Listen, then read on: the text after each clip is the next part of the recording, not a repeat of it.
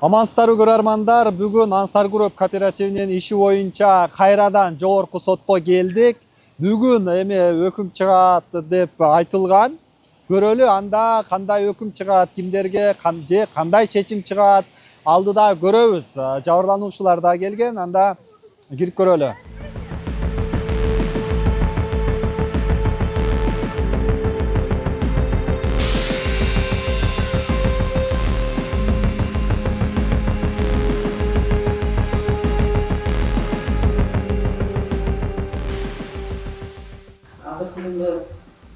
Жаралануучулардын келтирген арыздарын канааттандырууга толугу менен негиз бар деп эсептейм. Себеби биринчи жана экинчи инстанция кылмыш ишти кароодо жаза процессуалдык кодекстин талаптарын толук аткарылбагандыгы ачык айкын көрүнүп турат.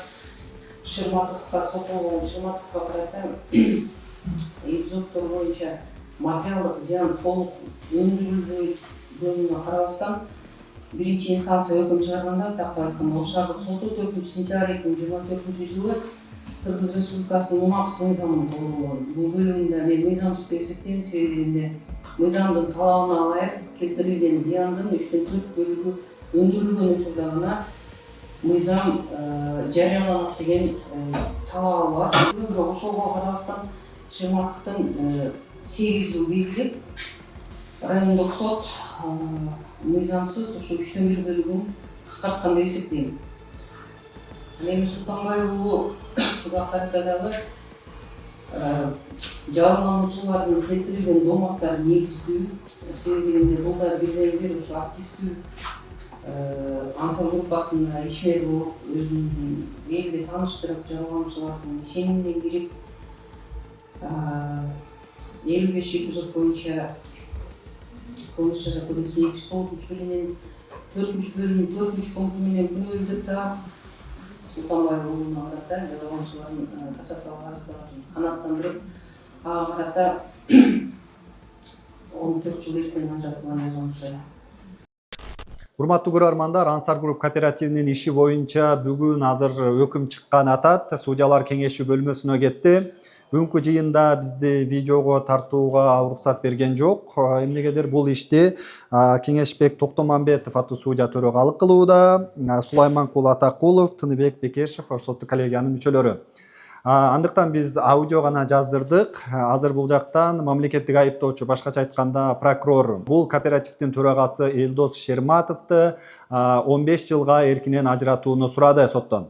Ал эми Ош филиалын караган Алмаз Султанбай уулун 14 жылга эркинен ажыратууну, Баткенди караган Бактияр Сарыбаевду 10 жыл, Бишкек филиалын караган Гапар Кадыровду 10 жылга, Жалал Абад филиалын караган Жанарбек Азимбек уулун 5 жыл 6 айга эркинен ажыратууну соттон өтүндү. Ал эми кооперативде юрист болуп иштеген Асель Мамбеталиеваны 5,5 жылга, Азамат Нуркуловду 5 жылга эркинен ажыратууну сурады. Прокурор буга чейин Ош шаардык сотунда жана облустук сотунда чечимдер туура эмес чыкканын, жазалар жеңил берилип калганын белгилеп, буларга Элдос Шерматовго буга чейин айткандай 8 жылга эркинен ажыратып, бирок мунапыс берип, анын жазасынын 3/1 бөлүгүн кыскартуу чечимин чыгарган эки инстанциядагы сот. Бул туура эмес экенин, анткени жабырлануучуларга акчасы кайтарылбаганын белгилеп, ага катаал жаза берүүнү талап кылды. Башкалар боюнча дагы, башкаларны жана пробациялык көзөмөл дайындоо дагы туура эмес болгон деп жатат. Андыктан бул пробациялык көзөмөлдү алып салып, абакка отурушу керек деген пикирин билдирди. Азыр эми соттук курам келсе, кандай өкүм чыгарат, аны күтө туралы. Ош шаардык сотунун 2024-жылдын 4-сентябрындагы жана Ош облустук сотунун кылмыш жаза иштер жана укук бузуулар жөнүндө иштери боюнча соттук коллегиясынын 2025-жылдын 1-июлундагы өкүмдөрү жокко чыгарылсын. Кылмыш иш жаңыдан башка курамда кароо үчүн Ош шаардык сотуна жиберилсин. Түшүнүктүүбү кабыл алынган чечим? Кайта кароого биринчи инстанцияда жибердик. Анткени биздин карообузга карата, соттук коллегиянын кароосуна карата өкүмдөр туура эмес чыгарылган. Кандай? Мисалы деген жанагынча эпизод боюнча ар бир эпизод боюнча күнөөлүү деп таап, ошо эпизоддун статьясын коюп, ошо статьянын артында кандай жабырлануучу турат, ошолорду бүт көрсөтүп чыгыш керек болчу. Булар болсо оптон эле бүт баарын жүргүзүп коюп, 45 эпизод боюнча күнөөлүү, 9 эпизод боюнча, 5 эпизод боюнча күнөөлүү деп таап ошентип салышкан.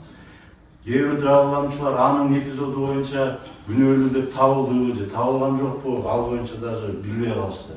Жанагынча көп эпизод тугузулгандыктан.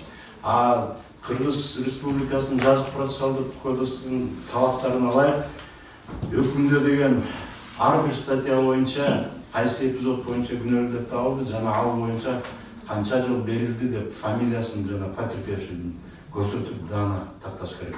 Жана иш боюнча дагы башка кемчиликтер бар экен. Мына мисалы биякта жабырлануучуларды бүт баарын сурабай, кээ бирлерине даже кабар барбай калыптыр. Ошолордун баарын тең жоюш үчүн мына биз жокко чыгарып, кайта биринчи инстанцияга жибердик. Биринчи инстанцияга барып катышып, Абдуллаевар активдүү катышып, өзүңөрдүн болгон укугуңарды ошол жерден талап кылып, жактоочулар баласынан өзүңөр жактайсыңар, ошого барып. Экинчи шартты сотто жүргөндө азаттык кылып атам, жок туура эмес. Туура эмес чечим чыгарып бердиңиз азыр. Айыпкерлерди колдогонго Биз деген өкүм чыгардык.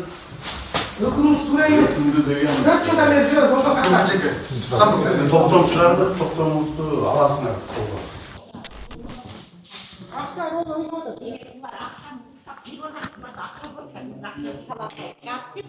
Алып алышып каалаганын жасап турушпайбы? Каршыбыз, бардыгына каршыбыз. 4 жыл сотко барып келип 4 жыл каттап келди ошко. Дагы барып катташыбыз керек. Чыгарып берген мыйзамга каршыбыз. Чечим боюнча пикириңизде уксак болобу сиздин? Чечим боюнча уксак болот. Кандай карайсыз соттун токтомуна? Соттун токтому аябай туура чечим кабыл алынды. Себеби бул мисалы үчүн биринчи станцияда бул каралыш керек. Такталчу маселелер көп болчу. Өзүңүз деле көп болуп атасыз. Бул жерде эч кандай бир күнөөсү жок эле жабыркап калган жабырлануучулар бар. Ошонун эле арасында мына азыр жаңы эле айтты.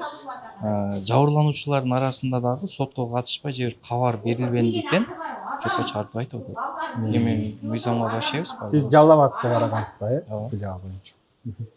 Рахмат. Бактияр мырза, сиздин пикириңизде ушул сот боюнча суроо алалы дедик эле да, сиз бүгүнкү сот чечими боюнча кыскача айта кетпейсизби? Колдойсузбу, макулсузбу, кандай чечим болду деп ойлойсузбу? Эми айла жок. Ушу сот чечим чыгарды, биз башайбыз ошо. Туура болду деп ойлойсузбу? Туура эмес болду деп ойлойсузбу? ойлойсузбу? Сиздин пикириңиз боюнча ушундай чечимди күттүңүз беле сиз? Жок, эми бул соттун чечими ушундай экен да. Сиз актап беришин сурап атпадыңыз беле? Сиз актаган жок, бирок кайра башынан кароого жөнөттү да. Ушундай болуп калды. Райондук сотто ошол жака өтүнүчүңүз келтиресиз бактоону эми. Буюрса сөзсүз аракет кылабыз.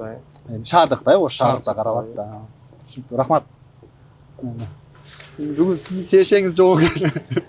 Тиешем жок, берип коеюн. Же айта турган сөзүңүз барбы? Айта турган сөзүм бар. Мына кече эле сен аркылуу интернет баракчасына толук кандуу маалымат бербедикпи? Городской соттун чечими негизи туура эмес чыгып калган деп. Себеби 173 дело боюнча кылмыш иши ачылган болсо, ошонун ичинен 100гө чукул адамы бул сотко бир дагы жолу катышкан эмес. Анын үстүнөн дагы мынакей 173 адамдын ичинен 33 30 канча эле адамы акчасын ала элек, калган толук кандуу алып бүткөн.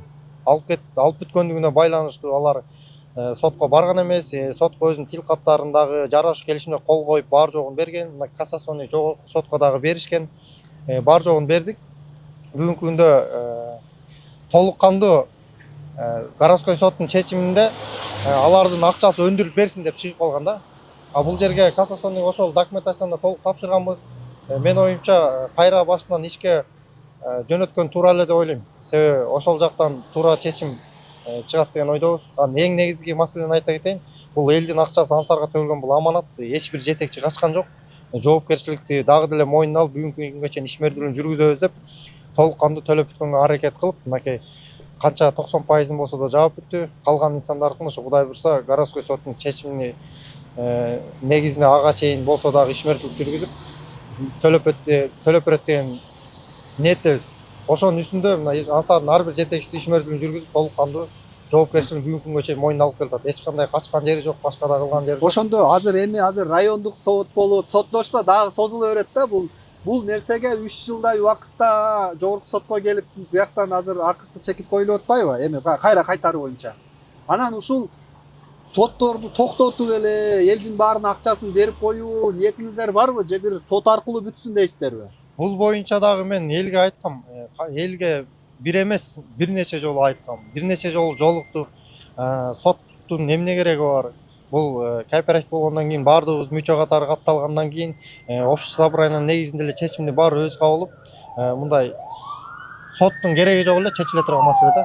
Эгер сот маселеси бүгүнкү күндө бүткөндө, эгер кандай чечим ансардын жетекчилери камалсын, жоопко тартылсын деген күндө чечим чыккан күндө болсо дагы, эгер буларды актаган күндө болсо дагы кандай чечим чыкмайын, ансардын жетекчилери ушул жогорку соттон кийин ишмердүүлүгүн жүргүзүп баштап, калган инсандардын акчасын толук кандуу кайтарып берүүгө аракеттерин жасап келген. Демек азыр бул боюнча акчаларын кайтаруу аракетин көрөсүздөрбү? Мен азыр айтып кетем, буга чейин акчаларын кайтарып аракетти көрмөк түгүл аракет кылып толук кандуу кайтарып берилип келатат.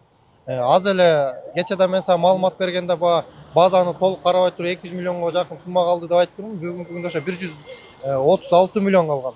Дагы баса белгилеп айтып кетейин, кече сен чыгарган боюнча тизме боюнча. Кече тизме соттук 173 адамдын гана тизмеси албагандыгы тууралуу маалымат берилген. Сотко арыз жазган. Арыз жазган адамдарга.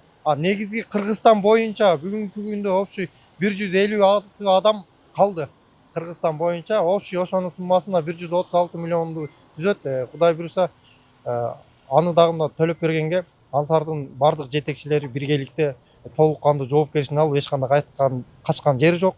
Бүгүнкү күндө соттун чечими кандай чыкмайын, ушул жогорку соттон кийин кайтарып берүү аракеттерин баштамакпыз. Мына ушинтип Ансар Груп кооперативинин иши боюнча жогорку соттун чечими чыкты. Бул соттук коллегияга Кеңешбек Токтомамбетов аттуу судья төрагалык кылды. Мүчөлөрү Сулайманкул Атакулов жана Тыныбек Бекешев. Алар мындайча чечим чыгарды. Ансар Груп кооперативинин иши боюнча ишти кайра кароого Ош шаардык сотуна жөнөттү. Анткени Ош шаардык сотунда дагы, облустук сотто дагы бир топ процесстер бузулган. Бул жабырлануучулардын ар бирине өзүнчө өкүм чыгарып, ар бири боюнча өзүнчө карабай, топ менен эле карап өткөрүйүптүр. Ош шаардык соту менен облустук сотунда жазык процессуалдык кодекси бузулуп, тартиптери бузулуп, жакшы каралбай эле оптон бизге келип калыптыр. Мындай менен биз өкүм чыгара албайбыз деген негиз кылып деп кайрадан Ош шаардык сотуна жөнөттү. Эми башынан кайра каралат бул иш. Жабырлануучулардын канчасына төлөнгөн, канчасы төлөнө элек эми. Бүгүнкү эми соттун токтому өтө туура эмес болду. Бардыгы эле мен жеке оюм эмес, жалпы жабырлануучулардын пикири. Ошончо мына 4 жылдан бери созулуп келаткан соттук процесстерди кайра дагы булар оюнчук катары ойноп Ош шаардык сотуна кайрадан кароого жиберип берди. Бул жерде өзүң деле инем көрүп аттың, мамлекеттик айыптоочу алдын 15 жылдан, аркасын 6 жылдан жалпы жыйындыларды алып таштап туруп, провоциялы жанакы мунапыстарды мыйзамсыз колдонгондорун алып таштап, ушуларды колдонуп, оор кылмыштардын катарына киргендигине байланыштуу ошол жазаларды суранды эле. Ага да карабады. Ага чейин биз дагы жабырлануучунун өкүлдөрү, жабырлануучулар далилдерди келтирип бердик. Кайрадан дагы тилекке каршы Ош шаардык сотуна жиберип койду. Бул жерде бир тарапты баардыгы ошо биринчи, экинчи инстанциядагы соттун өкүмдөрү жеңил жазалып калды деп атсак, жогорку сот аны дагы жокко чыгарып кайра баштан кароого жиберип берди. Бул жерде соттун жана жөө келтиргенди айтып атпайбы? Бул ишти ар бир ишин өзүнчө сурабаптыр, кээ бирлери келбептир. Анан бул жанагы тобу менен эле пачка 29 эпизод, 7 эпизод деп эле жөнөтүп, бири-бирине өткөрүп, чечим чыгарып кое берип, өкүм чыгарып кое бериптир. Бул ар бирине бирден өкүм чыгарып, анан жибериш керек эле. Бул жерде судьялардын катасынан улам биз артка кайтардык деп атпайбы? Бул ошол сиз деле ошол пикирди туура деп ойлойсузбу? Ошол облустук, шаардык соттун судьялары жакшы өкүм чыгарганда бул жактан жакшы туура өкүм чыкмак беле? Жок, бул жерде Жана процесстерди бузбай. жазаны эле оор колдонуп койсо болот эле биздин жабырлануучулар боюнча. Булар жабырлануучулар толук катышкан эмес деген жүйө келтирип атат. Жабырлануучулардын толук катышпаган мынандай айтып беребиз, биз Ош шаардык сотунда процессте Айтымбетов, Кубаныч деген адвокат экөөбүз жүйө келтиргенбиз. Тилкаттарды алып келип алган, аркасы Черновек. Тосмарызды алып келип алган. Жарашуу келишим деген ал жерде жок. Десек, мына тосмарыз берип койду, мына тилкат берди ушундай деп алып келиш керек. Мунун жарабайт. Жок дегендер нотариалдык контора аркылуу жаздырып кел. Жарашуу келишим түзүп келгиле. Мамлекет булардын жазасын бериш керек эле да. Бул жерде бүт баары карапайым. Ансар групп кооперативинен бул жерден эч кандай бир чиновник баягындар байлар үй алам, турак жай, жер алам деп кайрылган эмес. Баардыгы ошо мына миграцияда жүргөндөр, карапайым дыйкандар, жалпак тил менен айтканда чортомандар да. Өзүң деле көрүп атсаң керек, бул жерге алып бир интеллигент адам, жер олигарх келип, жабыр тартып, жабырланчу болуп отурган жок. Коомго дагы бул терс таасирин тийгизбейт. Эми көпчүлүк муну кандай кабыл алат? Эл чечсин, эл комментарийга пикирлерин жазсын ошол. Мен үчүн туура эмес болдумун. Элдин жабырлануучулардын пикири да ушундай деген ойдомун мен. Баса кесип айта алам. Сиздин пикириңизди сурасак болобу? Бул кайра кароого жөнөтүү боюнча. Кайра кароого жөнөтүү боюнча мен ыраазы эмесмин. Верховный сотко ишенип туруп келдик да бул жергечи. Жакшы ниет менен келдик эле. Кайра эле Ошко катташ керек болуп калды. Ошко каттап барганга мен тыйыным жок уже. Бизге акыйкатты чечип берген жок. Мыйзам карапайым эл үчүн иштебейт экен. Эч качан иштеген эмес, иштебейт деле экен. Негизи 4 жыл эмес, башка карапайым элге деле иштебейт. Мыйзам жок. Бишкекте, Кыргызстанда мыйзам жок. Мен бул соттун чечимине вообще каршымын. Туура эмес чечим чыгарган ошо менин эме. Түшүнүктүү. Анан азыр Чыңгыз Ысталбеков айтып жатат, биз акчаларын кайтарып берүү аракетин көрүп атабыз. Биз сот болбосо деле баары бир кайтарып беребиз деп деген сөзүн айтып атат. Сиздер менен сүйлөшүүлөр болуп атабы? Мына күндө кайтарып берейин, күтүп тургула деген сыяктуу. Жок, болгон эмес. Ушул маалда беремин деп айткан дагы жок, чалган деле жок, сүйлөшүү деле болгон жок. Калпты айта бербе. Лапшаны кулакка иле бербе, Чыңгыз. Берсең ушул малга чейин берет болчусуң. 1 жыл жаттым, жумуртка басып, үн чыкпай. Уже көтөрүлгөндөн кийин келип айтасың, жата бербейт белеңиз деп. Жатпайм эми болду. Бересиңер, толугу менен бересиңер. Акчанын бардыгын. Моральный ущерб деле төлөйсүңер. Канча кыйналдык, канча жүрдүк, канча чуркадык. Силер үчүн оңой акча болсо, мен үчүн, биз үчүн, например, мен үчүн кыйын. Ал акчаны табыш кыйын.